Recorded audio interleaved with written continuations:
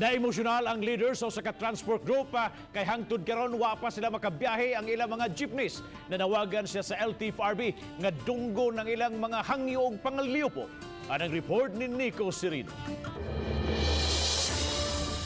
Sukad na paubos sa GCQ ang Metro Cebu, gitugta na pagbalik ang pipila ka mga public transportation. Naglakip ini ang mga buses ug modern jeepneys, taxi, ingon man tricycle. Apan hangtod karon, gidid-an gihapon nga makadagan ang mga jeepneys. Ang transport group nga Atomic o Alliance of Transport Organization member Intra-Cebu City nangalyupo ngadto sa Department of Transportation nga pabiyahion na sila. Sa interview sa GMA Regional TV Live, na emosyonal si Rudy Laconza, ilang presidente, kung nganong hangtod karon wa pa sila makabiyahe. Kuan nga wa na matuman tong among kuan nga mahitagano ta higayon ang mga pobre.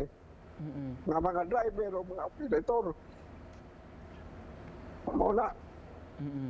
Na basig dili na sila ano na ilang diyan nakatubang sa ilang manubila nga basig tungod aning modernization nga makapanag-iya na sila o sa ilang kawili wala sakdanan.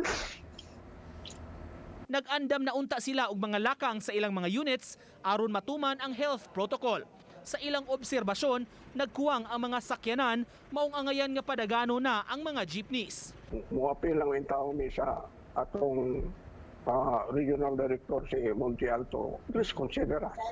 Ano man yung taon? Ano man yung taon nga musunod man yung taon may sa mga tanan nga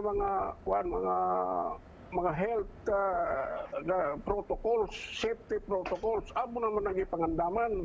Sa hierarchy sa mga public transport nga giandam sa LTFRB, awahi nga padaganon ang mga PUJ kun dili paigo ang mga buses ug modern jeepneys. Uban ni June Solon, Nico Sirino, Balitang Bisdak.